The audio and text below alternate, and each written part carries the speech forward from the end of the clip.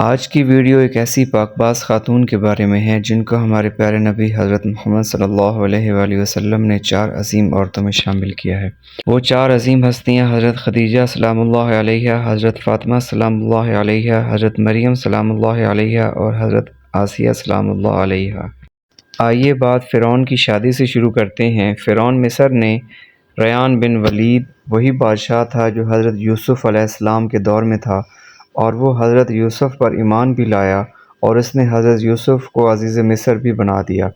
خیر، جب حضرت آسیہ علیہ السلام کو فرعون نے شادی کا پیغام دیا تو ان کے والد اور حضرت آسیہ علیہ السلام کو بھی ناگوار گزرا، کیونکہ فرعون مصر پہلے دن سے ہی ظلم و بربریت کے لیے مشہور تھا۔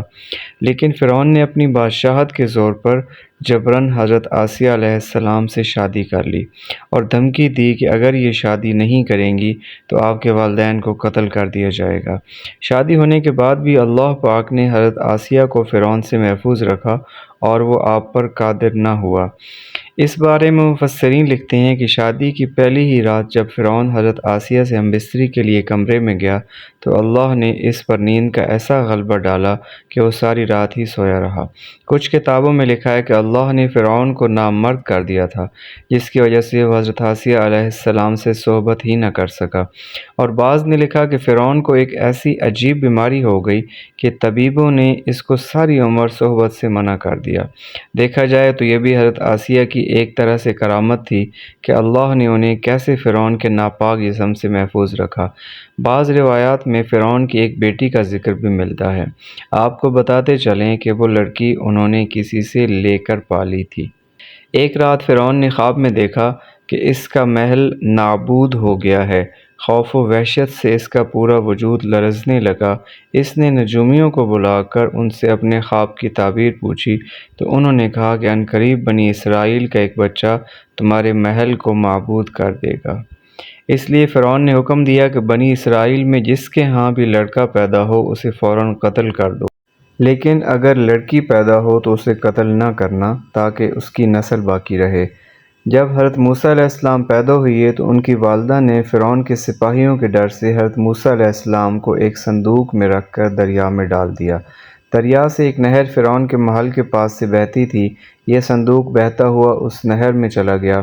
فرعون نے حکم دیا کہ اسے محل میں لا کے کھولا جائے۔ جب صندوق کھولا گیا تو اس میں سے ایک خوبصورت بچہ نکلا۔ قطبی زبان میں پانی کو مو اور درخت کو ساق کہتے ہیں۔ یہ صندوق پانی اور درختوں کے درمیان پایا گیا تھا، اس وجہ سے حضرت آسیہ علیہ السلام نے آپ کا نام موسیٰ رکھ دیا۔ حضرت آسیہ علیہ السلام نے جب حضرت موسیٰ علیہ السلام کے چہرے پر نور دیکھا تو انہوں نے حضرت موسیٰ علیہ السلام کو اپنا بیٹا بنا لیا اور فرعون سے کہنے لگیں، ترجمہ: یہ بچہ میری اور تیری آنکھوں کی ٹھنڈک ہے، اسے قتل نہ کرو۔ لیکن نامرد فرعون کہنے لگا، اسے تم رکھ لو، مجھے اس کی کوئی حاجت نہیں۔ حضرت محمد صلی اللہ علیہ وآلہ وسلم نے فرمایا کہ اگر آسیہ کی طرح فرعون بھی اس بات کا اقرار کرتا کہ یہ بچہ ان کی آنکھوں کی ٹھنڈک ہے تو ضرور اللہ پاک اسے ہدایت عطا فرما دیتا جیسے آسیہ کو عطا فرمائی۔ حضرت آسیہ سلام اللہ علیہا کو اللہ پاک نے قرآن مجید میں عورتوں کے لیے نمونہ بھی قرار دیا ہے۔ حضرت آسیہ شادی سے پہلے دن سے ہی فرعون کے ظالمانہ اور کافرانہ اقدامات کے خلاف پہاڑ بن کر کھڑی رہیں۔ حضرت موسیٰ علیہ السلام نے جب اعلان نبوت کیا اور جب محل میں جادوگروں سے مقابلہ کیا تو یہ دیکھ کر کہ حضرت آسیہ علیہ السلام حضرت موسیٰ علیہ السلام پر ایمان لے آئیں، ایمان لانے کے بعد کافی دنوں تک انہوں نے اس بات کو فرعون سے چھپائے رکھا۔ لیکن جب فرعون نے خدائی کا دعویٰ کیا اور لوگوں سے خود کو سجدے کروانے لگا تو پھر حضرت آسیہ علیہ السلام کھل کر میدان میں آ گئیں اور فرعون کے اس عمل کی سخت مخالفت کی۔ جیسے ہی فرعون کو پتہ چلا کہ میری بیوی بھی موسیٰ علیہ السلام کے خدا پر ایمان لا چکی ہے تو اس نے حضرت آسیہ علیہ السلام پر بھی ظلم ڈھانا شروع کر دیے۔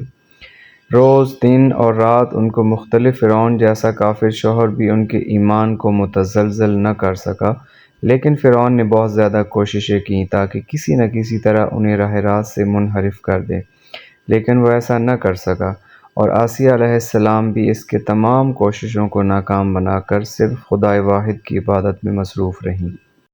حضرت موسیٰ علیہ السلام کے چاہنے والے فرعون کے سپاہیوں کے ہاتھوں ظلم و ستم کی بھینٹ چڑھ رہے تھے۔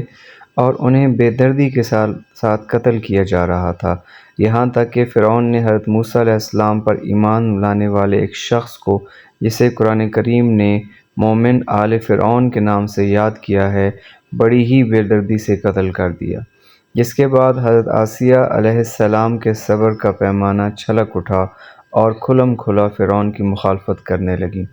فرعون میں غیظ و غضب کی آگ بھڑک اٹھی اور اس نے اپنی زوجہ حضرت آسیہ علیہ السلام کو بہت ہی دردناک طریقے سے اذیتیں پہنچائیں۔ اس ظالم نے ان پر بڑے بڑے عذاب کیے، ان کو بہت زیادہ مارا اور زد و کوب کیا اور چومیخا کر دیا، یعنی چار کھونٹیوں میں آپ کو گاڑ دیا۔ حضرت آسیہ رضی اللہ تعالی عنہا کے چاروں ہاتھوں پیروں میں لوہے کی کیلیں ٹھوک کر چاروں کونوں میں اس طرح جکڑ دیا ہل بھی نہیں سکتی تھیں، اور بھاری پتھر آپ کے سینے پر رکھ کر ان کو ریت پر دھوپ میں لٹا دیا اور پانی بند کر دیا۔ اللہ اکبر!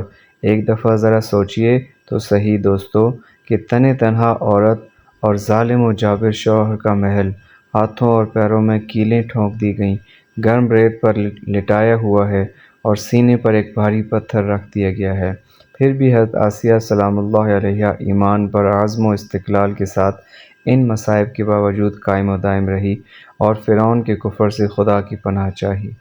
ایک روایت میں تو یہ بھی ہے کہ فرعون نے حضرت آسیہ کی کھال اتروا دی اور پھر ان پر چٹان کو گرا دیا۔ اللہ اکبر! آپ کا مزار پر انوار مصر میں ہی واقع ہے۔ تاریخ انسانی میں حضرت آسیہ علیہ السلام کا ایمان پر قائم رہنا، ان کا صبر اور عزم استقلال ایک بہت بڑا درس ہے۔ اس میں کوئی شک نہیں کہ ہر عورت کے اندر اتنی طاقت موجود ہوتی ہے کہ وہ ہر طرح کے ظلم و ستم کے آگے پہاڑ بن سکتی ہے۔ اللہ پاک سے دعا ہے کہ وہ ہم سب کی بے حساب مغفرت فرمائے، آمین۔ ان کمنٹ باکس میں اللہ تعالیٰ کے ناموں میں سے ایک نام ضرور ٹائپ کریں۔ جزاک اللہ۔